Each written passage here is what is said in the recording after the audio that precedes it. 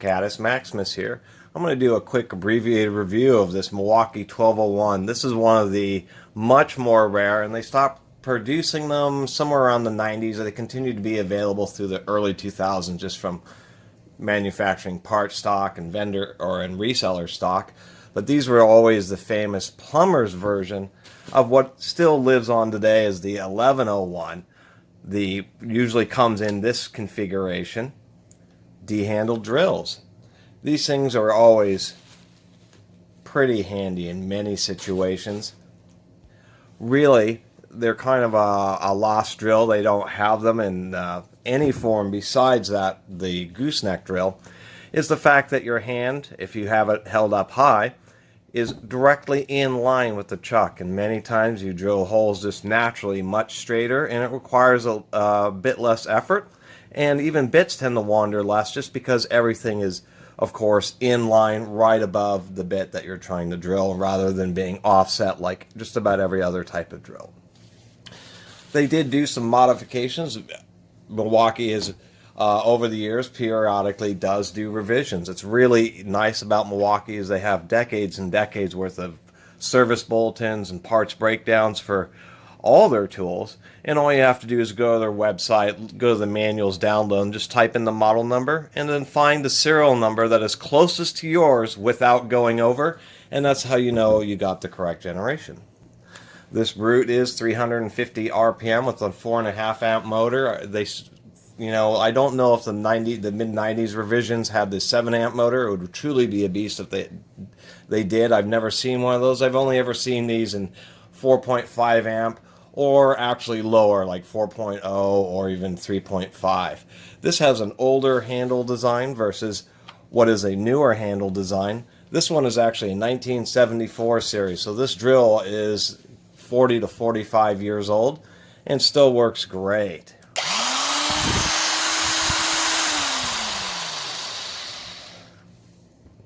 It was running forwards, even if the camera may have made it look like it was running backwards. Still runs great, runs really slow. Slower than most cordless drills turn in first gear. This motor's in this one is built more like what a grinder would have today. Where more modern ones like this, even though they have a nice, more powerful 7 amp motor, and this is one of the last of the American-made ones. These are made overseas now.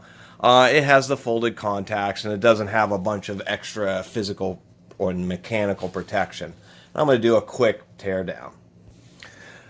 The really old all-metal Milwaukees had a back-end design like this handle, so when they started in the 70s going with the plastic handles, they initially just made the molding just like their old all-metal handle ones before they revised it. As we can see, they did remove the lock button. No more locks on these. These, of course, are variable speed now. These were single speed. The lock button was, of course, one of the most dangerous aspects. And especially with the lock switch, you just get that locked and it starts turning. If you're a plumber or something, or an electrician, you're trying to drop holes between some studs, and maybe there's some drywall on the other side, this thing gets caught. That handle is going to swing around and tear a hole in the drywall, and if it's tight enough, then it'll hit something, and either the drill will continue to drill or the bit will fail, or maybe it will stall out. But in so many situations, yeah, it could really get out of control, and there's just no way. Even this side handle, this one's a little bit more vintage than what originally came with it, but even this is a little bit short. You'll really have to get a good grip on it. And on a final note, the reason these were called the plumbers versions because plumbers oftentimes drove bits like these and much larger, so they'd want a slower RPM drill. What ended up replacing this was the spade handle 450 RPM drill. So this really was a master at large bits and large hole saws, and I'll run this Milwaukee 2 1/8 inch self-feed bit and my favorite block of wood, as well as a proper vintage and proper professional grade Greenlee 1 1/4 inch ship auger into it. Okay, I'm going to do a cut, and basically I'm going to break this down, just talk about some of the points of the motor and some other things. And here we are. We're just going to spend a quick minute with the motor, and just so people can get an idea of the wiring with the grounding. This is when Milwaukee was using their over-molded, pre-molded strain release, which are always a bit of an adventure trying to get something working to replace a power cord with the standard strain relief. We can see that they proper vintage. They have brass inserts. Pretty nice heavy duty switch, rated for 8 amps, 1 horsepower on a 4.5 amp motor, so that's pretty nice. Get a nice look at the wiring connections there for anybody who also is trying to repair one of these old ones, although Milwaukee has wiring diagrams available. It's really cool, so you don't, just as anybody's watching the video, this is what I mean by the older motors. They did this heavy duty overwrapping that then it was all dipped in varnish, which is, you know, an epoxy resin. We'll take a closer look at the armature, but we can see it has, let me get focused here, welded contacts. It has additional wrapping right there where the wires cross over.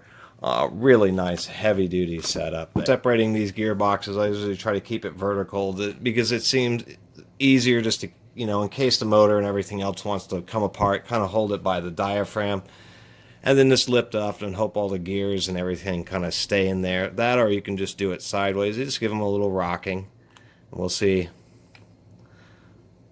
Well, there we go. That's not too bad. And to dispel any myths about you shouldn't really put too much grease in gearboxes, it's really, a lot of it's just the cost and additional weight. You can see this is factory grease. This is how much they put in there. And even in the original instruction manual, which is downloadable in the service area, from 1973, it says fill it 2/3 full. Really? But that's a huge amount. They were a plastic fan, although a pretty nicely designed high airflow one. Plastic shroud, and even though this was old and greasy, we can see this was a good example. That's why just trying to look through the vents and look at the brushes is a good indicator, as well as, you know, how deeply beat up it is. But we can see the inside of this actually looks, if we can get some focus here, really nice, really clean. Not even any rust on any of those. We can see those nicely wrapped field windings. Pretty nice setup. And of course, a quick look at the motor. We've got 2 of the gears here, so it makes it convenient when they say reduction. That's each of these levels of one gear connecting to another. So we have a first reduction, we have a second reduction, and of course the third one is the connection between this and the drill chuck, or the output for the drill chuck itself. We can see that on these drills, they actually use a pretty decent sized spindle right there, with 7 teeth. And one of the big deals, besides having multiple reduction, of being able to get a greater ratio on still a pretty compact package, is it offsets the load among more gear teeth. But inevitably, it usually is the motor gear teeth because they're the smallest. And it's nice to see a 7-tooth one that's really a pretty decent size. It looks about 5/16 of an inch. It may be 3/8, but I don't think so. And as we can see, for decades and decades, Milwaukee has been using pretty much wherever they can all helical cut gears. This drill really is designed more for heavy-duty Ford operation. We can see that, if I can get some light in here, because there's needle bearings back here on the diaphragm. But up here in the gearbox, we can see, if I can get a light again, that it's all ball bearings. And it's because there's an angle on those gear teeth that they kind of want to push themselves back and forth. So all the angles on these teeth are all designed so that those thrust loads face the front of the drill against the ball bearings, which will provide more efficient power transfer. And on a final note, this motor needs some heavy balancing. They use drilling. We can see how nice, a nice deep groove ball bearing back there. It's a little chunky, so I'm going to clean that out. We can see that the grease is really old. That's because it has such a small grease reservoir is why those back bearings always end up failing. We can see that, surprisingly enough, it is oxidization. This commutator is in such good condition we can almost still see some original copper through it. This drill was hardly used at all. Really heavy duty. We've got this all back together now. I'm sorry about the editing during the breakdown. I was getting a bit wordy, so I had to chop it up to tighten it up a bit, but we got it together. A couple of things of note, of course, is even in apparently 1974, Milwaukee had already moved to, on the 1/2-inch drills, stamped sheet metal brush guides and plastic holders. Although, surprisingly enough, on the 3/8 drill, they were still machined solid brass, so kind of interesting there. And Of course, got the gearbox back together. I did mention about pulling out the motor where the bearing can be pretty tight. When you put it back in, you don't really have a choice. You have to just make sure you get it started real evenly and just tap on the end of the motor shaft, preferably with a piece of plastic or a piece of wood between the hammer. Not hard, but you just got to tap it in. Manufacturers have kind of gone back and forth when you really become a tool aficionado. Surprisingly enough, Black & Decker started made this through quite a ways. You can tell by this logo the era that this Black & Decker came from. And this drill was basically the equivalent competition, except for Black & Decker pushed it just a little bit more here. This was a 450 RPM, but with a 5.2 amp motor. It had a much better chuck. It had a what is known as a key drive chuck, so it's a heavier duty, higher quality chuck. And they were surprisingly enough still all metal after Milwaukee had started going plastic on their D-handle drills. So interesting there. Even the Milwaukee is really good. In this era, this Black & Decker really was pretty nice. On another note, somebody asked about tool parts. Any of the mechanical stuff, don't really, unless you're into collecting tools for parts. If any, basically there's cords, bearings, if it runs but it sounds like it has some bad bearings, you can always get bearings. Switches you can and cannot get, but they tend to be shared with a lot of different tools. These two tools are very different, but they do use similar types of, actually this metal switch with the orange would still fit in this Milwaukee handle. So if you see a switch that looks basically the same, it usually will fit between different manufacturers. Bearings, but if the casings, burned up motors, broken gears, none of that stuff can be ordered beyond about 10 years drilling comparison here with our 1 1/4 inch ship auger at 350 RPM.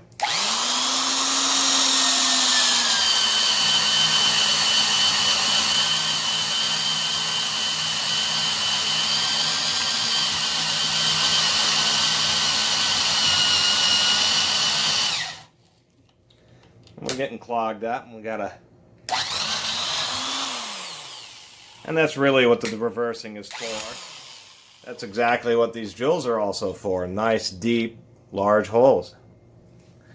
Now with the 2 1/8 self-feed bit, I do have this brace to prevent the block from wanting to spin. That starts to really becoming a concern with these larger bits, and we'll just see how it does with this 2 1/8.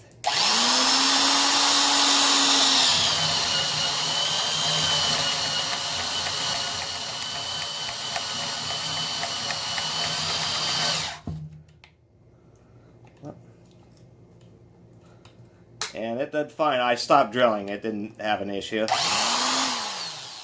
And you can see it was actually laboring just a bit more in that situation, but still, this is exactly what they were made for. And that was actually an appropriate amount of laboring. Drills used to have two different speeds, the no load and the full load speed, and there's about a 33% difference there. So this drill is 350 RPM no load, but full load, it's going to be between 2 and 250 RPM, probably around 250 RPM. So it's going to be real slow, but it has the thermal capacity to be meant to run like that.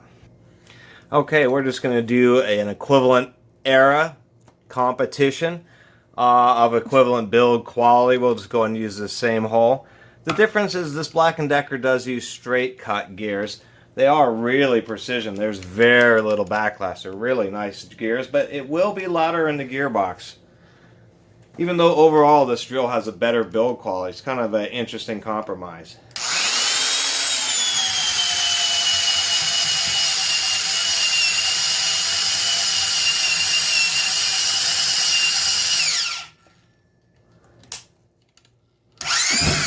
Yep, come on now. A lot of power, even in reverse.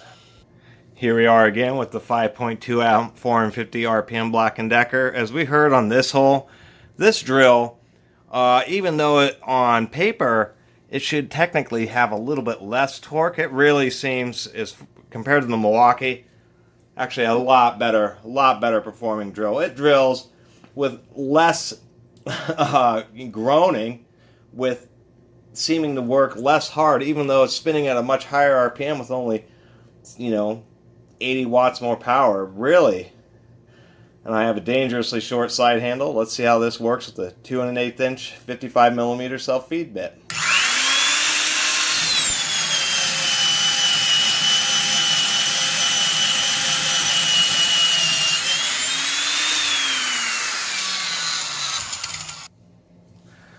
So what do we learn from this? That back in the 70s and 80s, arguably, Black & Decker had many products that were better than Milwaukee, including the famous Milwaukee quarter drills. This thing was great for driving those large bits. But the Black & Decker, for not a lot more power, really showed how well it could deliver, and probably a lot of subtle differences with the motors. But this thing, at 450 RPM with just a 0.7 amp more amps, delivered way more performance. Versus kind of like the DeWalt 12 volt versus the Milwaukee 12 volt. The Milwaukees are a lot more expensive but much higher performance. Back in this era, I'm sure that this drill was much more expensive than the Milwaukee, but you really got what you paid for. This thing is really just had no issues. Secondly, don't operate low RPM, high power half-inch D-handle drills without a side handle. Versus a lot of other drills that have their pipe handles, people are like, those are wrist breakers. These things will break your wrist if you attempt to physically hold it just by the gearbox, and then let's say I'm going to hold the handle and try to deal with the counter torque when a big old self-feed bit jams. No, you won't. It will physically rip the handle from your fingers or will twist your arm all the way around. Unless you're, of course, a linebacker or something like that. Really surprising. These things really delivered back in their era. Well, maybe you could count on the new Milwaukees for a half century like you could these. Anyway, I really appreciate everybody watching and subscribing. And until next time, Catus Maximus out.